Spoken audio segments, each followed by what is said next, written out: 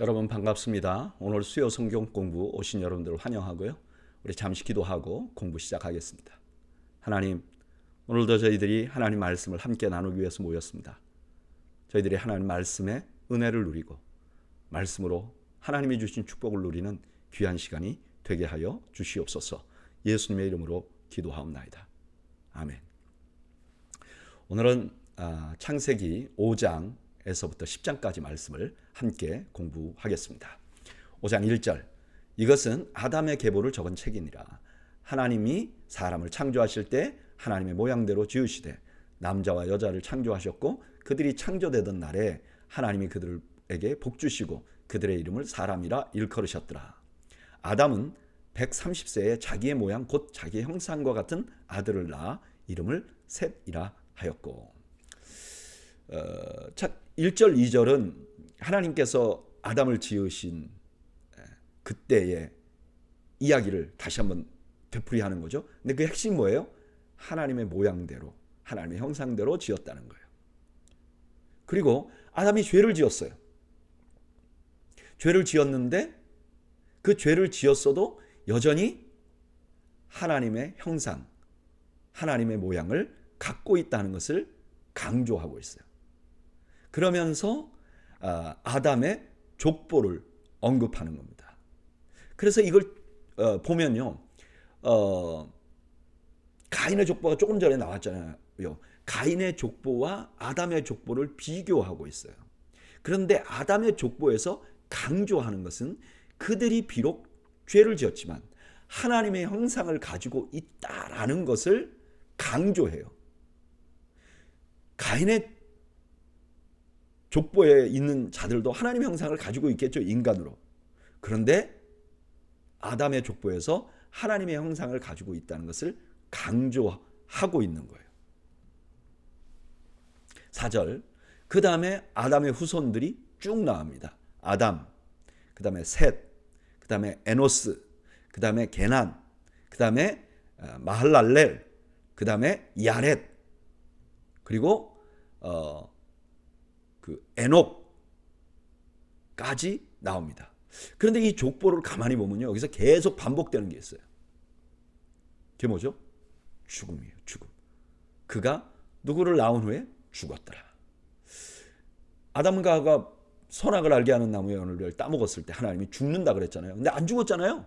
그러니까 우리 안 죽네? 뱀의 말에 맞네? 아니요. 죽었어요. 죽음이 들어왔어요. 그리고 그 죽음이 계속 이어져요. 그래서 지금 아담의 족보를 말하면서 두 가지를 비교해 주는 거예요. 죄를 지은 인간에게 있는 두 가지. 하나는 하나님의 형상, 또 하나는 죽음. 이게 공존하고 있는 거죠. 이게 바로 우리들의 모습인 거죠. 21절, 그 모든 족보 중에 특별한 한 사람이 있었어요.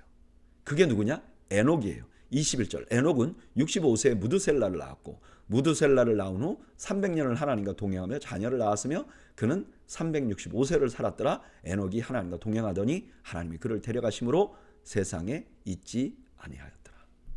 에녹이 뭐가 특이한가? 에녹, 다른 사람들은 누구를 낳고 죽었다 그러는데 에녹에게는 또 하나가 강조되고 있어요. 그게 뭐예요? 하나님과 동행했다는 거예요. 여기 동행이라는 말은 교제와 순종을 말하는 거예요. 하나님과 동행, 하나님과 교제하고 순종했다는 거예요. 그랬더니 죽음이 없어요. 하나님이 그를 데려가셨어요. 죽음에 대한 표현이 없는 거예요. 그러면 그럼 우리가 죽음을 피할 길이 있지 않을까? 죄를 지으면 우리가 다 죽는데 죽음을 피할 길이 있지 않을까? 하는 희망을 갖게 되는 거죠. 아마 그것이 어쩌면 하나님과 동행하는 것과 연관이 있지 않을까 하는 희망을 갖게 되는 거죠. 그 다음에 무드셀라, 그 다음에 라멕이 나와요. 이 라멕은 가인의 후손에도 라멕이 나오잖아요. 근데 가인의 후손의 라멕은 어떤 사람이었느냐? 자기가 죄를 지었어요. 젊은이를 죽였어요. 그리고도 자기는 벌을 받지 않겠다고. 그리고 그 라멕의 그 아들들은 번성했다 하는 이야기가 나와요. 근데 이 셋의 가문의 라멕이 또 나오는데 이 사람은 어떠냐? 노아의 아버지예요. 근데 이 사람은 이 땅을 살면서 그 참 죄인으로 살아가는 게 너무너무 고통스럽고 수고로운 것을 알게 되는 거죠. 그래서 이렇게 말해요. 29절. 이름을 노아라 하여 이르되 여호와께서 땅을 저주하심으로 수고롭게 일하는 우리를 이 아들이 안위하리라 하였더라. 내 아들로 인해서 내 아들이 이 땅을 좀 우리가 고생하고 이렇게 있는데 평안을 쉼을 줄 수 있는 아들이 될 수 있으면 좋겠다. 이런 희망을 갖게 됐다는 거예요. 31절. 라멕은 노아를 낳은 후 595년을 지내며 자녀를 낳았으며 그는 770세를 살고 죽었더라. 노아는 500세 된 후에 셈과 함과 야벳을 낳았더라. 가인의 족보도 마지막에 세 아들이 나오고 셋의 족보도 세 아들이 나오면서 끝이 나게 되죠. 오늘 본문은 사실 아담 이후에 셋의 계열로 이어지는 족보를 기록해요. 근데 이 족보가 계속 이어지잖아요. 잘 보세요. 아담의 아들 중에서 가인과 아벨이 있었어요. 가인은 아벨을 죽였어요. 그래서 경건한 자는 끝나버린 것 같았어요. 그런데 셋을 주시고 그 죽음에도 불구하고 족보가 이어지는데 그 가인의 족보에는 7대로 끝나고 여기는 10대까지 간단 말이에요. 그러니까 약간 느낌이 어떠냐면은 아벨이 죽긴 죽었어요. 그러나 무언가 패배한 것 같지 않는 그런 느낌을 주는 거죠. 그러니까 죽음이 패배와 일치되는 것이 아니라는 그런 느낌을 주고 죽는다 할지라도 승리할 수 있지 않을까 하는 모티브를 주게 되는 거죠. 자, 그런데 이 족보를 보면 이 족보에는 두 가지 특징이 있어요. 하나는 하나님의 형상이 이어지고 있다는 거. 희망적이죠. 우리가 죄를 졌지만 그래도 하나님의 형상이 이어지고 있어. 그리고 또 하나는 모두가 죽었다는 거예요. 이건 절망이죠. 근데 그 절망 가운데 에녹이 죽지 않은 이야기가 나오는 거예요. 그 원인은 뭐냐? 하나님과 동행했기 때문에.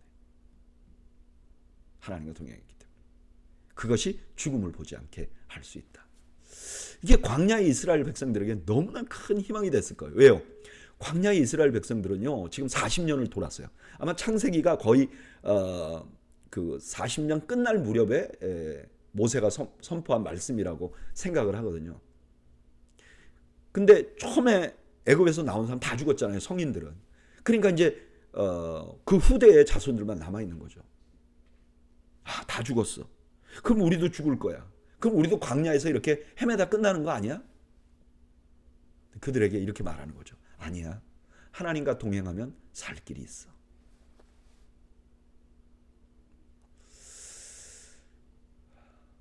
이거는 오늘 우리에게도 동일한 메시지를 주는 것 같습니다. 여러분, 우리가 살 길은요, 하나님과 동행하는 거예요. 그냥 인생을 살면서도 내가 얼마나 실력 있는가 보다 내가 누구와 동행하느냐가 더 중요할 때가 많잖아요. 근데 이 죽음의 문제에 관해서는 절대적이라는 거예요. 내가 어떻게 살았느냐, 무엇을 했느냐가 아니라 누구와 동행했느냐가 절대적으로 중요하다는 거예요. 여러분, 우리가 하나님과 동행하면 우리에게 살 길이 열리는 줄로 믿습니다. 죽음을 이길 수 있는 힘을 얻을 수 있는 줄로 믿습니다. 길이 있는 줄로 믿습니다. 그게 바로 우리가 믿고 있는 예수 그리스도를 믿는 이 길이고 이것이 바로 생명의 길인 것입니다. 저는 여러분들이 그 사실을 확신하는 여러분들이 되시기를 주님의 이름으로 축복합니다. 6장 1절. 사람이 땅 위에 번성하기 시작할 때 그들에게서 딸들이 나니 하나님의 아들들이 사람의 딸들의 아름다움을 보고 자기들이 좋아하는 모든 여자를 아내로 삼은지라. 창세기 6장 1절에 있는 이 이야기하고 이제 오늘 본문을 살펴보겠지만 이 창세기에 있는 몇몇 말씀은요 정말 해석하기가 어려워요. 오늘 이 본문도 참 해석하기가 어려워요. 근데 여기에 사람이 땅 위에 번성하기 시작할 때 그들에게 딸들이 나니 이렇게 됐어요. 그리고 하나님의 아들들이 사람의 딸들. 그러니까 여기 사람의 딸들은 어떤 사람들이죠? 어떤 사람의 딸들이죠? 네. 그러니까 경건한 자들의 딸들일 거잖아요. 그러면 여기 하나님의 아들들이라고 번역된 것이 하나님의 아들들일까? 아니면 오히려 그 당시에 왜 신의 아들이라고 불리우기를 좋아하는 사람들 있잖아요. 그러니까 이방 사람들 중에 권력을 가진 사람들. 아마 그런 사람들이 아닐까? 그래서 경건한 사람의 딸들이 그러니까 믿지 않고 세상 문화에 있는 아들들과 이렇게 결혼하는 그런 일이 일어났다고 해석하는 것이 가장 그래도 근접한 것 같아요. 제가 생각할 때 이해도 되고. 3절 여호와께서 이르시되 나의 영이 영원히 사람과 함께하지 아니하리니 이는 그들이 육신이 됨이라. 그러나 그들의 날은 120년이 되리라 하시니라. 그 땅에 당시에 땅에 네피림이 있었고 그 후에도 하나님의 아들들이 사람의 딸들에게로 들어와 자식을 낳았으니 그들은 곧 용사라 고대의 명성이 있는 사람들이었더라. 여기 육신이 되었다 하는 말은 사람이 육신이 되었다 하는 것은 죽음으로 돌아가야만 하는 본질만 남았다. 이제 하나님의 영이 그들과 함께 안 하는 거예요. 그러니까 그냥 육신으로 태어나서 살다가 그냥 죽는 그런 존재가 되었다. 그게 120년까지만 그렇게 될 것이다. 그리고 네피림이라는 이름이 나오죠. 네피림은 민수기 13장에 나오는 아주 거대한 거인들이에요. 근데 그들이 어떻게 해서 나왔느냐? 그 명성 있는 사람들하고 그 믿는 사람들의 딸이 결혼해서 자식을 낳았는데 그들이 용사가 되었다는 거예요. 근데 그렇게 용사가 되었지만 그들은 인간에 불과했다. 이런 말씀을 지금 하고 있는 거죠. 이 말씀을 왜 했을까? 아마도 그 가나안 땅에 있는 큰 그 거인들이 있었잖아요. 그들 때문에 두려워하지 말도록 하기 위해서 이 말씀을 하지 않았을까 하는 생각이 듭니다. 5절 여호와께서 사람의 죄악이 세상에 가득함과 그의 마음으로 생각하는 모든 계획이 항상 악할 뿐임을 보시고 땅 위에 사람 지으셨음을 한탄하사 마음에 근심하시고 이르시되 내가 창조한 사람을 내가 지면에서 쓸어버리되 사람으로부터 가축과 기는 것과 공중의 새까지 그리하리니 이는 내가 그것들을 지었음을 한탄함이라. 아까 이제 그 하나님의 영이 떠나고 120년 까지만 너희들이 존재할 것이다 이렇게 말씀하셨잖아요. 그리고 그것을 설명해내는 거예요. 왜 그렇게 됐는가? 사람이 그냥 악해지는 거예요. 죄가 죄를 낳고 자꾸 악해지는 거예요. 그러니까 하나님이 그걸 한탄하고 근심했다 그래요. 여기 근심하는 건 슬퍼했다 이런 의미예요. 하나님이 그런 모습을 보면서 슬픔이 가득하셨다는 거죠. 그런데 8절 그러나 노아는 여호와께 은혜를 입었더라. 이것이 노아의 족보니라. 노아는 의인이요 당대의 완전한 자라. 그는 하나님과 동행하였으며 세 아들을 낳았으니 셈과 함과 야벳이라. 그 와중에 하나님의 은혜를 입은 사람이 있었어요. 그게 노아예요. 근데 노아가 하나님의 은혜를 입었기 때문에 그가 의인이에요. 그리고 하나님의 은혜를 입었기 때문에 그가 완전한 자예요. 근데 여기 말씀이 나오죠. 그는 하나님과 동행했어요. 그러면 우리가 에녹의 이야기를 들으면서 이도 하나님과 동행했으니까 이 사람도 생명을 얻을 수 있지 않을까? 이런 생각을 할 수 있게 된 거죠. 11절 그때 온 땅이 하나님 앞에 부패하여 포악함이 땅에 가득한지라. 하나님이 보신즉 땅이 부패하였으니 이는 땅에서 모든 혈육 있는 자의 행위가 부패함이었더라. 그런 노아에 비해서 세상은 더 악했다는 거예요. 모든 혈육 있는 자의 행위가 부패했다는 거예요. 13절 하나님이 노아에게 이르시되 모든 혈육 있는 자의 포악함이 땅에 가득함으로 그 끝날이 내 앞에 이르렀으니 내가 그들을 땅과 함께 멸하리라. 너는 고페르 나무로 너를 위하여 방주를 만들되 그 안에 칸들을 막고 역청을 그 안팎에 칠하라. 이제 그 끝날이 이르렀다. 이 말은 이제 돌이킬 수 없다 이런 뜻이잖아요. 하나님께서 땅이 부패하였으니 땅과 함께 멸해버리겠다. 그리고 노아에게 방주를 만들라고 말씀합니다. 15절. 내가 만들 방주는 이러하니 그 길이는 300규빗, 너비는 50규빗, 높이는 30규빗이라. 거기에 창을 내되 위에서부터 한 규빗에 내고 그 문은 옆으로 내고 상중하 3층으로 할지니라. 대충 계산하면 길이가 136m, 넓이는 22m, 높이는 13m. 이걸 3층으로 나눴다는 거죠. 그러니까 3배의 공간이 있는 거죠. 17절. 내가 홍수를 땅에 일으켜 무릇 생명의 기운이 있는 모든 육체를 천하에서 멸절하라니 땅에 있는 것들이 다 죽으리라. 그러나 너와는 내가 내 언약을 세우리니 너는 내 아들들과 내 아내와 내 며느리들과 함께 그 방주로 들어가고 혈육이 있는 모든 생물을 너는 각각 암수 한 상씩 방주로 이끌어들여 너와 함께 생명을 보존하게 하되. 이제 구체적으로 홍수를 이제 언급합니다. 이제 하나님이 세상을 끝장을 낼 것이다. 120년 후에 그렇게 말씀하셨는데 무엇으로? 홍수로 그렇게 하겠다는 거예요. 근데 그들을 살리는 그 8명의 노아의 가족들을 살리는 것은 언약 때문에 그렇다는 거예요. 야, 이건 이스라엘 백성들이 들으면 너무너무 희망적인 말씀이죠. 왜냐하면 자기들도 하나님과 언약을 맺은 자들이잖아요.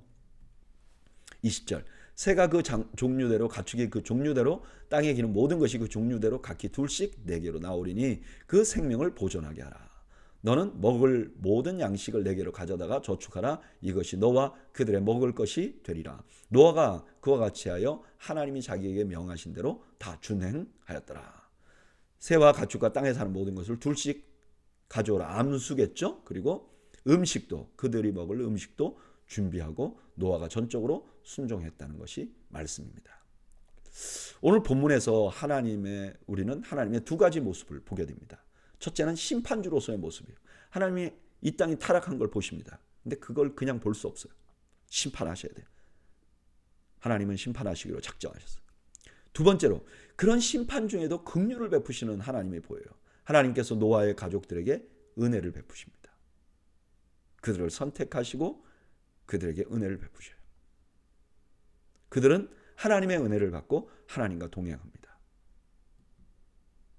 그런데 그 은혜를 받고 하나님과 동행하고 심판 중에도 긍휼을 입을 자들이 누구냐? 바로 언약을 맺은 자들이에요. 하나님과 언약을 맺은 자들. 이게 광야의 이스라엘 백성들에게는 엄청난 희망이 되는 거예요. 왜요? 그들은 지금 완전하게 살지는 못합니다. 그런데 그들이 희망을 가질 수 있는 건 하나님과 언약을 맺었기 때문에 그래요. 그리고 이것이 오늘을 사는 성도들에게도 소망이 됩니다. 왜냐하면 우리가 하나님의 새 언약의 대상자들이기 때문에요. 그래서 우리가 진노 중에도 은혜를 입을 수 있는 거예요. 여러분, 제가 지난주에 유아 세례를 받는 분들 교육을 했어요. 근데 여러분, 우리가 유아 세례 왜 하는 줄 아세요? 왜 침례교훈을 안 하는데 왜 장로교훈을 하는 줄 아세요? 유아 세례를 장로 교인들이 주는 그 근본 원인에는요, 우리 장로 교인들은 뭘 믿고 있냐면은 우리의 구원이 내가 고백하는 신앙이 아니라 하나님의 선택에 있다고 믿는 거예요. 하나님과의 언약에 있다고 믿는 거예요. 하나님이 한번 선택하면 돼요. 그러면 신앙 고백하는 거 뭐냐? 내가 선택되었다는 것을 내가 표징하는 거죠.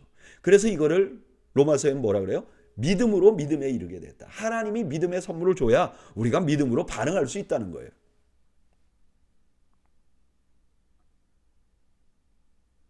여러분, 오늘날 우리의 소망도 뭐냐? 하나님이 우리를 택해 주셨다는 거예요.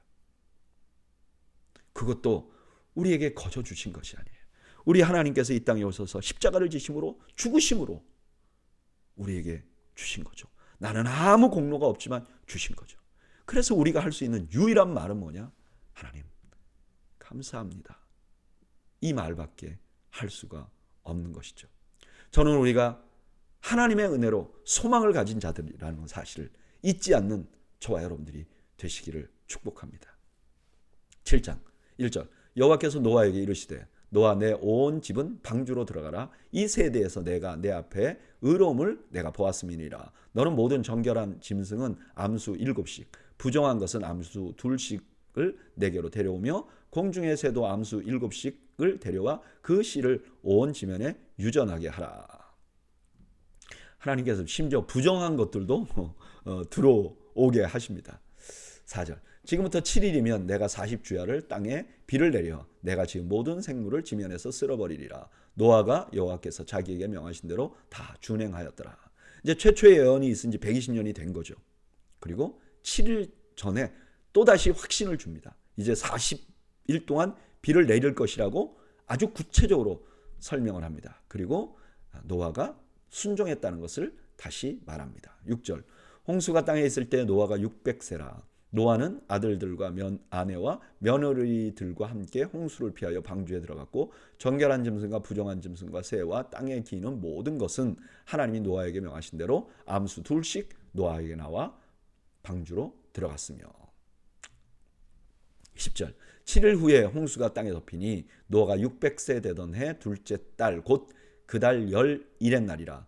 그 날에 큰 기쁨의 샘들이 터지며 하늘의 창문들이 열려 40주야를 비가 땅에 쏟아졌더라. 둘째 달 2월 17일 날부터 홍수가 내리기 시작해서 40주야를 쏟았는데 그냥 위에서만 비가 온 게 아니라 밑에 샘들까지 터졌어요. 그러니까 이게 하나님의 심판이라는 게 너무 분명한 거죠. 13절.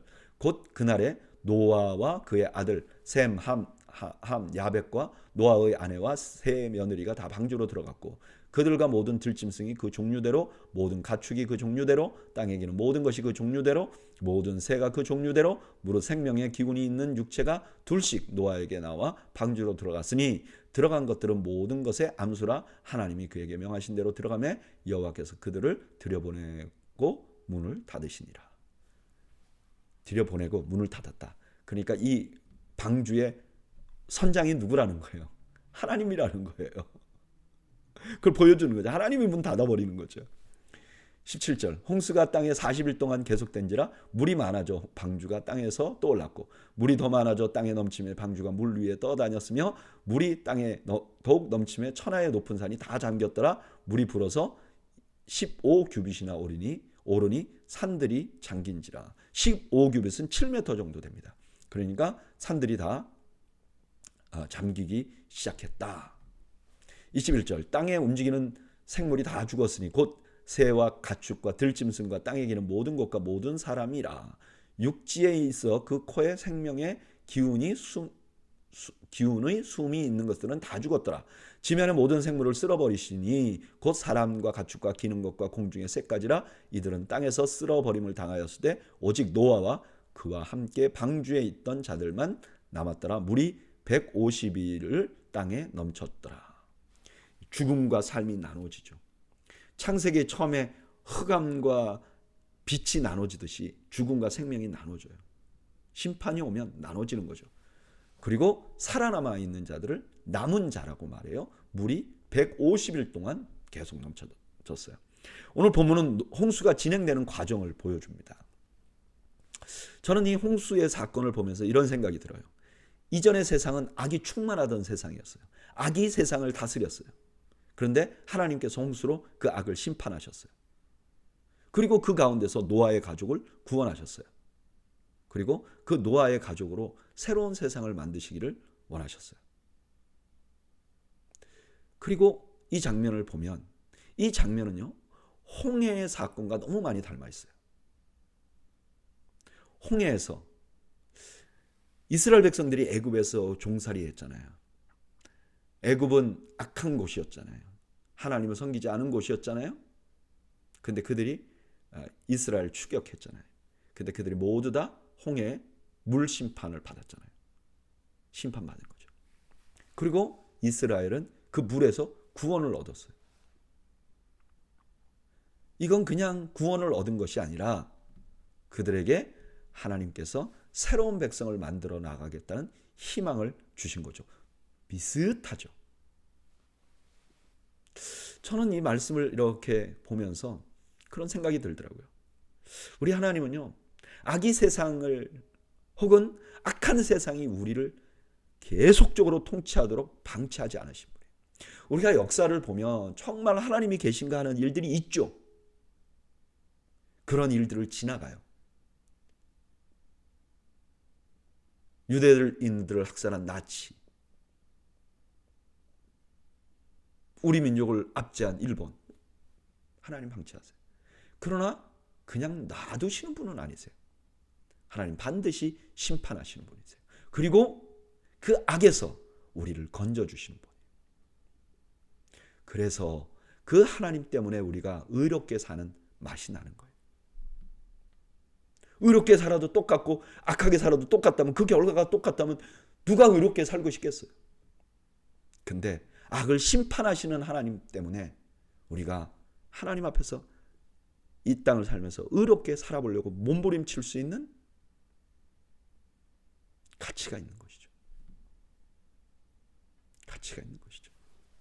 만약에 진화론자들이 설명하는 것처럼 이 땅이 자연스럽게 됐다면 우리가 왜 도덕적으로 살아야 되죠? 우리가 왜 선하게 살아야 되죠? 답을 줄 수가 없어요. 근데 하나님께서, 악을 징벌하는 하나님께서 계시기 때문에 우리는 올바로 살고 의롭게 살기 위하여 몸부림 칠 수 있는 가치가 있다는 것을 보여주고 계시는 것이죠. 저는 여러분들이 악을 심판하시는 하나님께서는 악을 그냥 보지 않는다는 사실을 믿으시고 하나님을 신뢰하시는 여러분들이 되시기를 주님의 이름으로 축원합니다. 8장 1절, 하나님이 노아와 그와 함께 방주에 있는 모든 들짐승과 가축을 기억하사 하나님이 바람을 땅 위에 불게 하심에 물이 줄어들었고. 여기 기억했다 하는 말은 생각했다 이런 뜻이에요. 이제 얘들을 좀 생각해야 돼. 근데 과거니까 기억했다고 말할 수 있는 거죠. 하나님은 생각하시면 그 다음에 행동하세요. 어떻게 했죠? 바람을 불어서 물이 줄게 했어요. 여러분, 이것도 홍해 사건과 너무 똑같잖아요. 그러니까 노아 홍수 사건과 홍해 사건은 참 많이 닮았어요. 광야의 이스라엘 백성들은 참 이해하기가 쉬웠을 거예요. 2절, 기품의 샘과 하늘의 문이 닫히고 하늘에서 비가 그침에 물이 땅에서 물러가고 점점 물러가서 150일 후에 줄어들었고, 일곱째 달 곧 그 달 11의 날에 방주가 아라랏산에 머물렀으며 물이 점점 줄어들어 열째 달 곧 그 달 초 하룻날에 산들의 봉우리가 보였더라. 이제 150일 동안 물에 계속 잠겨 있었잖아요. 그런데 7월 17일 날 아라랏산에 멈추었어요. 2월 17일부터 비가 내리기 시작했어요. 그러니까 3월, 4월, 5월, 6월, 7월이니까 5개월 후에 아라랏산에 이제 멈춘 거예요. 그리고 멈췄지만 봉우리가 다 보이지 않았어요. 그러니까 10월 1일, 74일 후에 그 다음에 산봉우리가 보이기 시작한 거죠. 6절, 40일을 지나서 노아가 그 방주에 낸 창문을 열고 까마귀를 내어 놓으며 까마귀가 물이 땅에서 마르기까지 날아 왕래하였더라. 그가 또 비둘기를 내어 놓아 지면에서 물이 줄어들었는지 알고자 하며 온 지면에 물이 있으므로 비둘기가 발 붙일 곳을 찾지 못하고 방주로 돌아와 그에게로 오는지라. 그가 손을 내밀어 방주 안 자기에게로 받아들이고. 다시 40일이 지났어요. 그러니까 아마 11월 11일쯤 됐을 거예요. 그때 까마귀와 비둘기를 내보내요. 까마귀는 한번 내보내니까 계속 날아다녀요. 근데 비둘기가 날아가서 보고 있을 곳이 없으니까 돌아와요. 10절, 또 7일을 기다려 다시 비둘기를 방주에서 내놓음에 저녁 때 비둘기가 그에게로 돌아왔는데 그 입에 감람나무 새 잎사귀가 있는지라. 이에 노아가 땅에 물이 줄어든 줄을 알았으며 또 7일을 기다려 비둘기를 내놓음에 다시는 그에게로 돌아오지 아니하였더라. 비둘기를 3번 내놓은 거죠. 근데 3번째는 이제 돌아오지 않습니다. 그러니까 이제 물이 다 빠졌나 보다, 새가 살만한 거보다, 이걸 알게 된 거죠. 13절, 601년 첫째 달 곧 그 달 초하룻날에 땅 위에서 물이 거친지라. 노아가 방주 뚜껑을 제치고 본즉 지면에 물이 거쳤더니 둘째 달 21의 날에 땅이 말랐더라. 1월 1일 날 마른 땅을 봅니다. 그리고 2월 27일에 완전히 땅이 말랐다는 것을 확인하게 됩니다. 15절, 하나님이 노아에게 말씀하여 이르시되 너는 내 아내와 내 아들들과 내 며느리들과 함께 방주에서 나오고 너와 함께한 모든 혈육 있는 생물 곧 새와 가축과 땅에 기는 모든 것을 다 이끌어내라. 이것들이 땅에서 생육하고 땅에서 번성하리라 하시매. 꺼내놓고 하나님께서 창조 때 하신 말씀을 그대로 반복하는 거예요. 여러분, 그래서 구원은 새 창조인 거죠. 새로운 존재로 창조하는 거예요. 우리가 새로운 피조물이라. 보라, 이전 것은 지나갔다. 새로운 피조물이다. 그 말씀이 여기서 나온 거죠. 여러분, 구원은요, 새로운 사람으로 완전히 태어나는 거예요. 그래서 예수님이 이것을 거듭난다고 말씀하신 것이죠. 18절. 노아가 그 아들들과 그의 아내와 그 며느리들과 함께 나왔고 땅 위의 동물 곧 모든 짐승과 모든 기는 것과 모든 새도 그 종류대로 방주에서 나왔더라. 노아가 여호와께 제단을 쌓고 모든 정결한 짐승과 모든 정결한 새 중에서 제물을 취하여 번제로 제단에 드렸더니. 구원을 받은 노아가 제일 먼저 한 건 뭐죠? 번제를 드린 거예요. 여러분, 번제는 짐승이 죽음으로 죄를 용서받는 제사예요. 그래서 노아가 살았잖아요. 지금 죽음에서 구원을 받았잖아요. 근데 어떻게 구원받았는지 몰라요. 그냥 하나님이 그냥 한 것 같아요. 근데 끝나고 나서 제사를 드림으로 무언가의 희생에 의해서 이들이 살지 않았을까 하는 상상을 할 수 있게 만들어 주는 거죠. 21절. 여호와께서 그 향기를 받으시고 그 중심에 이르시되 내가 다시는 사람으로 말미암아 땅을 저주하지 아니하리니 이는 사람의 마음이 계획하는 바가 어려서부터 악함이라. 내가 전에 행한 것 같이 모든 생물을 다시 멸하지 아니하리니 땅이 있을 동안에 심음과 거둠과 추위와 더위와 여름과 겨울과 낮과 밤이 쉬지 아니하리라. 그 제사를 받으신 하나님이 뭐라 그래요? 이제 저주하지 않겠다. 이게 인간이 이제 정신 차렸을 테니까 내가 이제 저주 안 할게. 너도 다시는 그러지 마. 그게 아니에요. 이 인간이 아직도 악해. 그래서 악한 일을 할 거예요. 그래서 내가 이 마음을 먹지 않으면 이들을 다 죽여버릴 것 같아. 그래서 안 하기로 결단했다는 거예요. 이게 바로 은혜예요. 이게 바로 은혜예요. 우리가 뭘 해서가 아니라 하나님이 안 하시기로 결단하셨다는 거예요. 오늘 본문에는 홍수가 끝나는 장면이 나옵니다. 홍수는 40일간 계속되었고 세상은 150일간 물에 잠겨 있었습니다. 그 후에도 180일이 넘게 187일 정도 기다립니다. 그리고 땅에 내린 노아는 제일 먼저 하나님께 번제를 드립니다. 이 번제를 하나님께서 흠양하세요. 그렇게 흠양하시고 나서 하나님 놀라운 선언을 하세요. 다시는 인간 때문에 땅을 저주하지 않을 것이다. 왜냐? 인간은 악하기 때문에. 인간이 죄를 지을 것을 아셨어요. 악하다는 걸 아셨어요. 공의로우신 하나님께서는 벌하셔야만 돼요. 그런데 그렇게 하지 않겠다고 결단하신 것이죠. 그래서 이 땅이 지금도 보존되고 있는 거예요. 우리가 잘해서가 아니에요. 하나님이 벌하시지 않겠다고 결단하셨기 때문이죠. 근데 이런 일이 어떻게 일어날 수 있는가? 우리는 알 수 없어요. 창세기에서는 알 수 없어요. 근데 희미한 그림자를 하나 두었어요. 조그만 클루, 열쇠를 두었어요. 그게 뭐예요? 암시를 두었어요. 그게 뭐냐? 번제예요.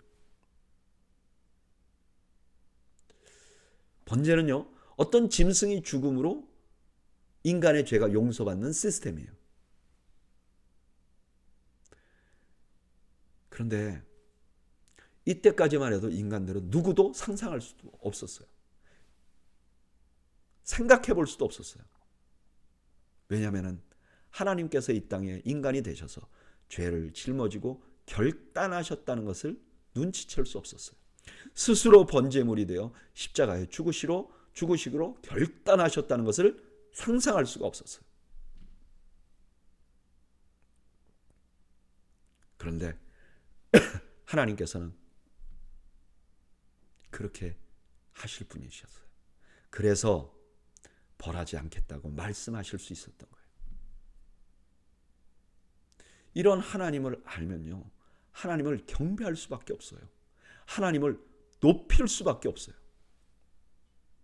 하나님을 찬양할 수밖에 없어요.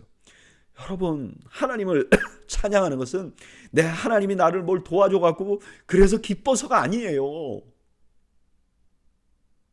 이런 하나님을 알게 되면 하나님을 높이지 않을 수 없게 된 거죠. 그래서 믿는 사람들이 찬양을 하는 거예요. 고통 가운데서도 찬양을 하는 거예요. 주님, 큰 영광 받으소서. 홀로 찬양 받으소서 할 수 있는 것이죠. 저는 오늘 수요 성공부 나오신 여러분들이 바로 이런 하나님에 대한 믿음이 동기가 돼서 날마다 찬양 가운데 살 수 있는 여러분들이 되시기를 주님의 이름으로 축원합니다. 9장 하나님이 노아와 그 아들들에게 복을 주시며 그들에게 이르시되 생육하고 번성하여 땅에 충만하라. 땅의 모든 짐승과 공중의 모든 새와 땅에 기는 모든 것과 바다의 모든 물고기가 너희를 두려워하며 너희를 무서워하리니 이것들은 너희 손에 붙였음이니라. 하나님께서는 세 번째로 지금 사람에게 생육하고 번성하라고 말해요. 그리고 뭐라고 그러냐? 세상의 물고기들과 짐승들이 너희를 두려워할 것이다. 여기 무서워한다, 두려워한다는 건 군사적인 용어예요. 그런데 그러니까 이 말은 뭐냐? 그 죄로 인해서 짐승과 인간이 반목할 것이다. 그러나 결국은 인간이 이길 것이다. 이런 말씀을 선포해 주는 거죠. 3절 모든 산 동물들은 너희의 먹을 것이 될지라 채소와 같이 내가 이것을 다 너희에게 주노라. 그러나 고기를 그 생명되는 핏째 먹지 말 것이니라. 그리고 이제 홍수 이후에 동물을 먹을 수 있게 허락하셔요. 어떤 분들은 이게 노아 때 홍수 이후 동물 먹고 나서부터 생명이 확 줄었다, 뭐 수명이 확 줄었다, 뭐 성경이 그렇게 얘기하지 않는 거니까 그렇게 말하면 안 돼요. 근데 여기서 중요한 건 뭐예요? 인간의 생명을 위해서 생명을 주시는 거예요. 이해가 되시죠? 하나님께서 홍수 이후에 큰 은혜를 주셨는데 인간의 생명을 위해 다른 생명을 주시겠다는 거예요. 근데 핏째 먹지는 말라는 거예요. 왜냐하면 그 생명은 존중되어야 된다는 거예요. 왜 그런 말을 했을지 여러분 예수님을 상상하면 다 이해가 되는 거예요. 근데 예수님을 빼고 나면 다 이해가 안 돼. 왜 이런 말을 했는지. 5절 내가 반드시 너희의 피 곧 너희의 생명의 피를 찾으리니 짐승이면 그 짐승에게서 사람이나 사람의 형제면 그에게서 그의 생명을 찾으리라. 다른 사람의 피를 흘리면 그 사람의 피도 흘릴 것이니 이는 하나님이 자기 형상대로 사람을 지으셨습니다. 너희는 생육하고 번성하여 땅에 가득하여 그 중에서 번성하라 하셨더라. 피를 먹지 말라고 하시면서 피를 존중하라고 하시면서 하나님께서 그 논리적으로 또 하나를 말씀하시는데 그게 살인하지 말라는 거죠. 왜 살인하면 안 되느냐? 자기 형상대로 지은 하나님의 형상대로 지은 사람을 너희가 죽여서는 안 된다. 그리고 또다시 생육하고 번성하라는 말씀을 하세요. 8절 하나님이 노아와 그와 함께한 아들들에게 말씀하여 이르시되 내가 내 언약을 너희와 너희 후손과 너희와 함께한 모든 생물 곧 너희와 함께한 새와 가축과 땅의 모든 생물에게 세우리니 방주에서 나온 모든 것 곧 땅의 모든 짐승에게니라. 여기 언약이라는 말이 성경에서는 두 번째로 등장을 하고요. 아까 한번 등장을 했었잖아요. 그리고 언약을 맺는 건 지금 최초예요. 하나님과 인간이 언약을 맺는 거. 근데 여기 정확히 보면 하나님과 인간이 아니라 하나님과 모든 세상과 언약을 맺는 거죠. 그 언약의 내용 11절 내가 너희와 언약을 세우리니 다시는 모든 생물을 홍수로 멸하지 아니할 것이라. 땅을 멸할 홍수가 다시 있지 아니하리라. 하나님이 이르시되 내가 나와 너희와 함께하는 모든 생물 사이에 대대로 영원히 세우는 언약의 증거는 이것이니라.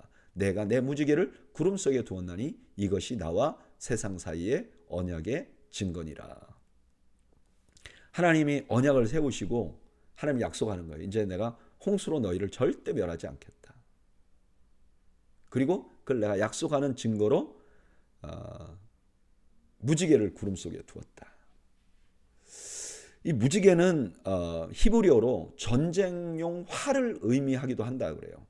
고대 사람들은 이제 비가 오면 천둥과 번개가 치잖아요. 그 번개를 신이 쏘는 화살로 생각했거든요. 그런데 지금 무지개가 뭐냐? 그 활이란 말이에요. 그 활을 하늘에 걸었다. 그럼 무슨 뜻이죠? 네, 맞아요. 이제 그 활을 쓰지 않겠다는 거잖아요. 활이 걸려있다는 건 전쟁이 끝났다는 뜻이에요. 그러니까 하나님이 이런 거죠. 내가 다시는 너희들을 홍수로 멸하지 않겠어. 내 진노의 활은 이미 걸려 있어. 이제 사용하지 않을 거야. 이렇게 말씀하시는 거죠. 그리고 14절. 내가 구름으로 땅을 덮을 때 무지개가 구름 속에 나타나면 내가 나와 너희와 및 육체를 가진 모든 생물 사이에 내 언약을 기억하리니 다시는 물이 모든 육체를 멸하는 홍수가 되지 아니할지라.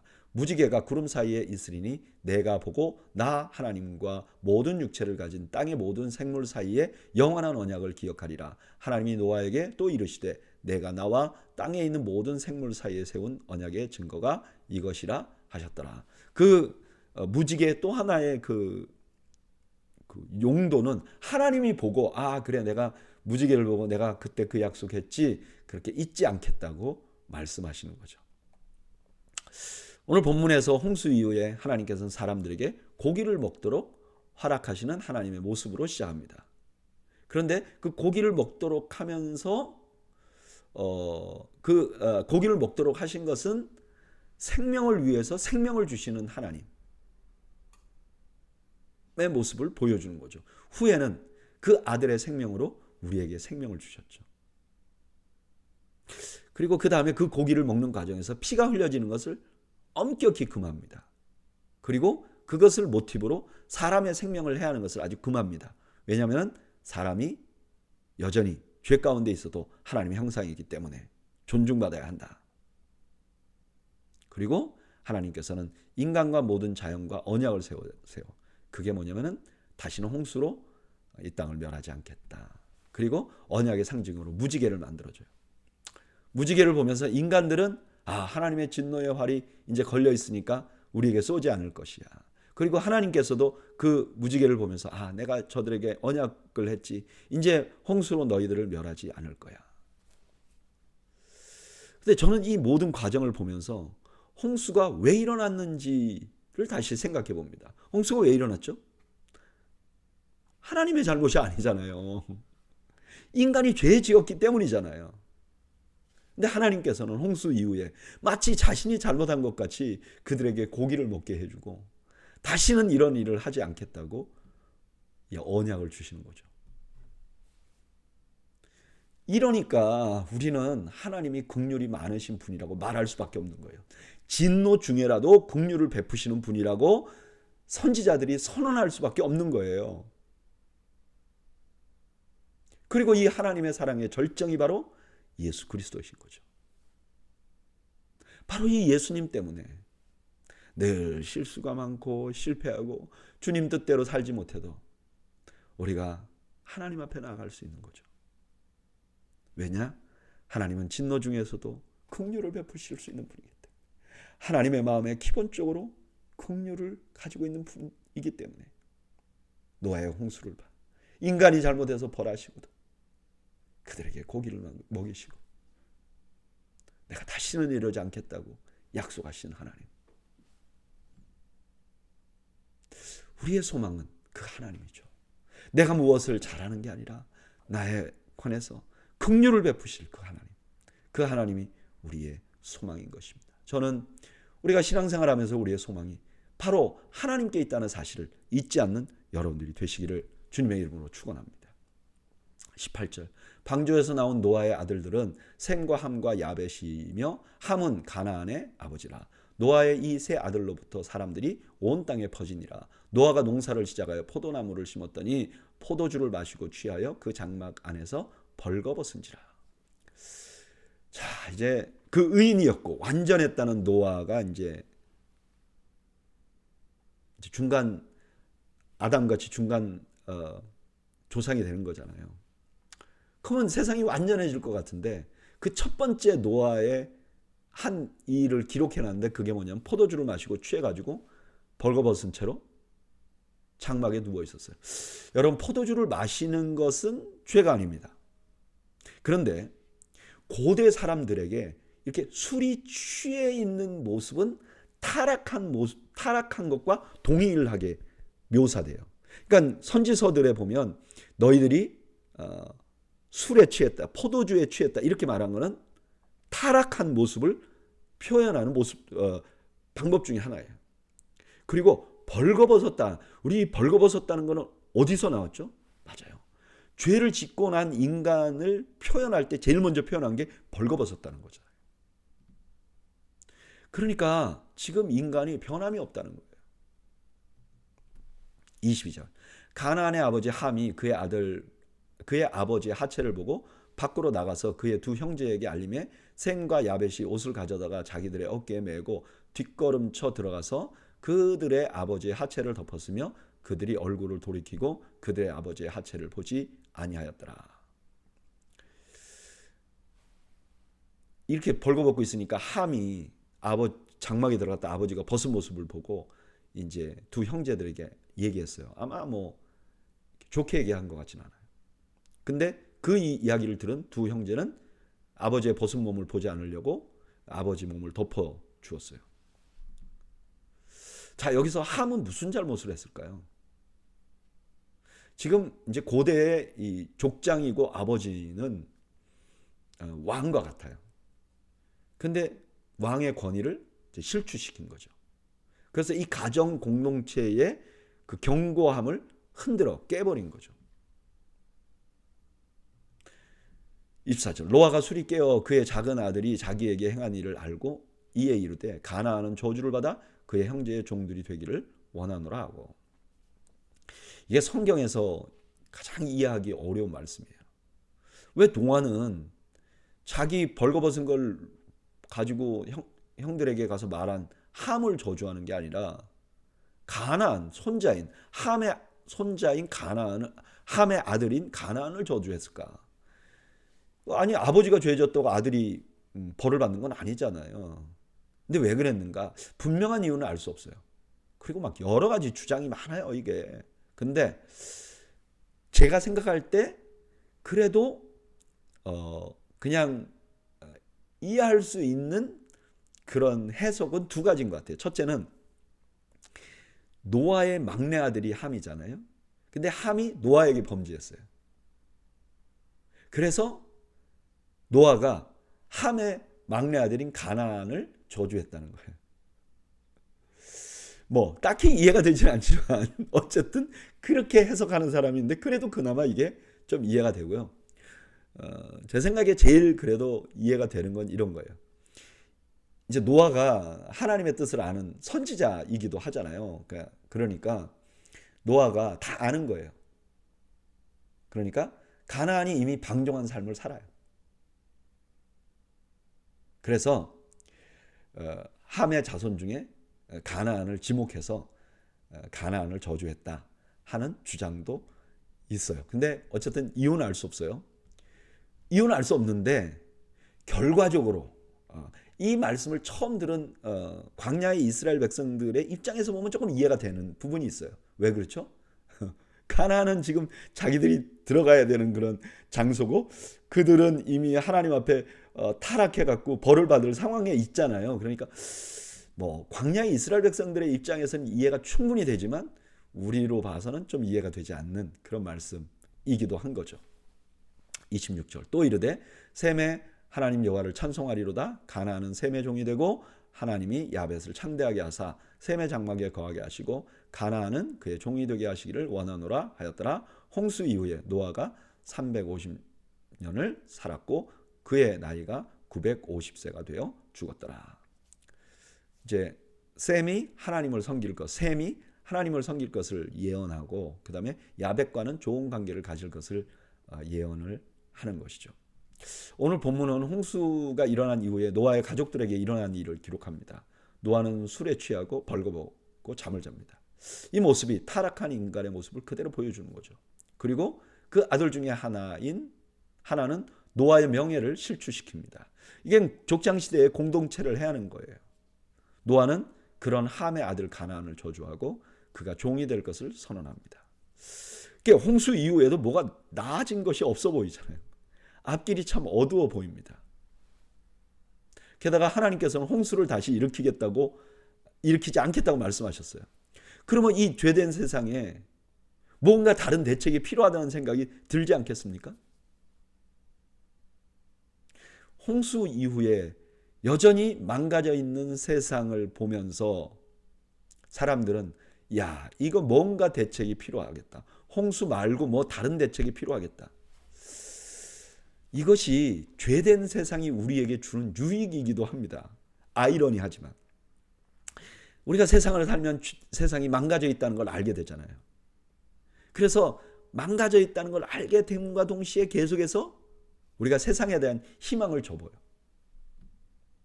그리고 자꾸 하나님께 더 희망을 갖게 됩니다. 자, 그런데 이렇게 뭔가 대책이 있어야 하겠다고 얘기했지만 구약 사람들은 그 대책이 무엇인지 몰라요. 근데 우리는 알아요. 그 대책이 뭐죠? 예수님이죠. 그래서 우리는 세상을 알면 알수록 희망이 예수님밖에 없다는 것을 더 알게 되는 것 같아요. 젊을 때는 세상에도 희망이 있다고 생각하고 막 그리로 가는 거예요. 근데 나이가 들면 들수록 성숙하면 할수록 희망은 세상에 없는데.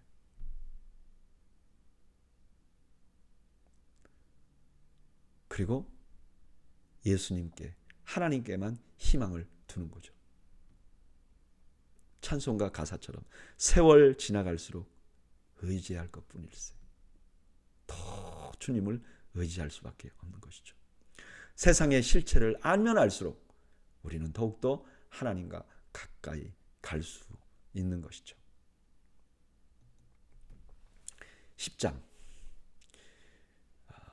10장에서는 노아의 그 아들들의 그 족보가 나옵니다. 10장 1절 노아의 아들 셈과 함과 야벳의 족보는 이러하니라. 홍수 이후에 그들이 아들들을 낳았으니. 그러면서 첫 번째로 말한 건 야벳이에요. 야벳의 아들들을 쭉 말하고 야벳의 아들들 중에 고멜과 야완이라는 두 아들의 후손들의 이름을 기록합니다. 그리고 함의 아들들의 명단이 나오고요.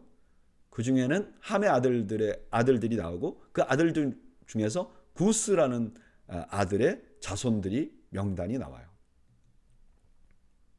그리고 그 구스의 자손 중에서 한 사람을 아주 자세하게 기록합니다. 8절 구스가 또 니므롯을 낳았으니 그는 세상의 첫 용사라. 그가 여호와 앞에서 용감한 사냥꾼이 되었으므로 속담에 이르기를 아문은 여호와 앞에 니므롯같이 용감한 사냥꾼이로다 하더라. 그의 나라는 시날 땅의 바벨과 아렉과 악각과 갈레에서 시작되었으며 그가 그 땅에서 아수르로 나아가 니느웨와 르호보딜과 갈라와 및 니느웨와 갈라 사이에 레센을 건설하였으니 이는 큰 성읍이라. 구스의 자손 중에 니므롯이라는 사람이 있는데 이 사람이 바벨론과 아수르의 조상이 됩니다. 근데 이 사람의 별명이 뭐냐? 용감한 사냥꾼이에요. 근데 이 말이 역사적으로 보면 아시리아 왕들에게 적용됐던 말이라고 그래요. 그리고 이 사람이 시날 땅에다가 성을 세우잖아요. 나중에 바벨탑이 건설된 것도 시날 땅이에요. 그러니까 뭔가 굉장히 영웅이고 하나님을 대적하는 일을 했던 사람으로 우리가 이해할 수 있는 거죠.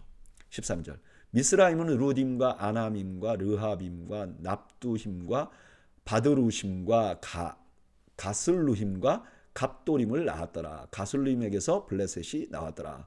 미스라임은 애굽인들을 의미해요.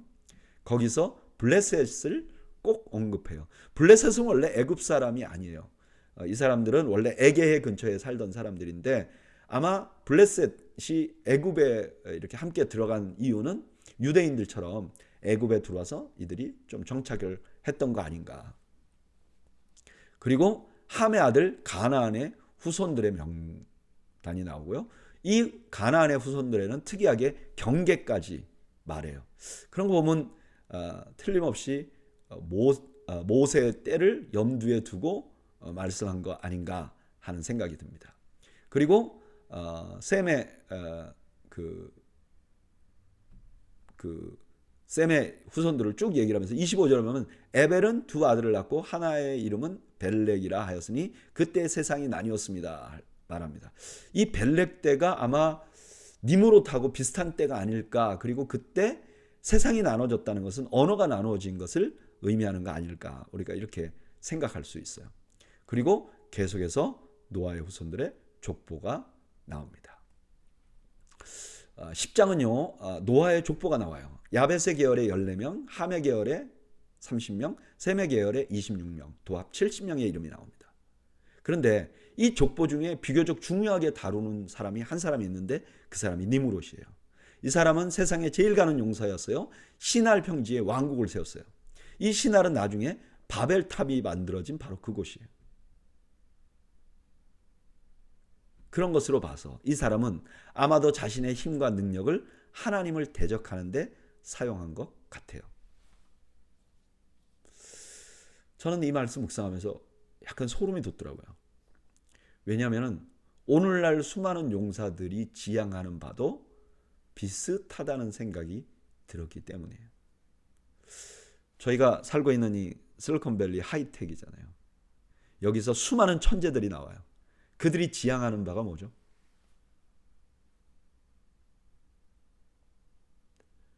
하나님을 잘 섬기는 것? 아니죠. 이제까지 하나님의 영역이라고 생각했던 것을 도전하는 거잖아요.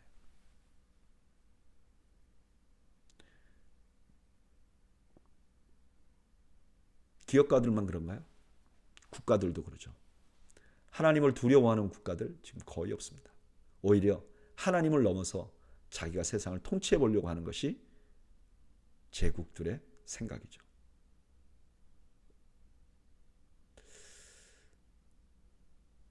결국 어떻게 됐죠? 니므롯의 바벨탑은 무너져 버렸어요. 그것 때문에 세상은 혼란이 왔어요. 여러분, 세상의 유능한 용사들이 하나님을 두려워하지 않으면 수많은 사람들이 고생하게 됩니다. 천재들이 하나님을 대적하게 되면 범인들이 너무나 큰 고생을 해요. 정치적으로 큰 권력 있는 사람들이 하나님을 두려워하지 않으면 서민들이 너무너무 큰 고통을 당하죠. 그래서 우리가 기도해야 합니다. 하나님, 이 땅의 리더들을 축복해 주십시오. 그들에게 하나님 두려워할 줄 아는 마음을 주옵소서. 이게 교회가 해야 할 기도 중에 하나라는 생각이 듭니다. 여러분, 저는 여러분들이 잠시라도 기도할 때 이 나라와 이 지역의 수많은 CEO들을 위해서 여러분 기도해 주시기 바랍니다. 그들이 적어도 하나님을 두려워하고 하나님을 대적하려고 하는 그런 시도를 하지 않도록 기도하시는 여러분들이 되시기를 바랍니다. 기도하겠습니다. 하나님, 오늘 저희가 창세기 5장에서 10장 말씀을 묵상하면서 하나님을 대적한 사람의 모습을 보게 됩니다. 하나님, 두렵습니다. 우리가 하나님을 두려워하는 천재들, 하나님을 두려워하는 지도자들이 이 땅에 일어날 수 있도록 주여 큰 자비를 베풀어 주옵소서. 예수님의 이름으로 기도하옵나이다. 아멘. 여러분, 오늘 수요 성경 공부는 이상으로 마치겠습니다. 여러분들 가정에 하나님께서 주시는 평강이 함께 하시기를 주님의 이름으로 축원합니다. 감사합니다.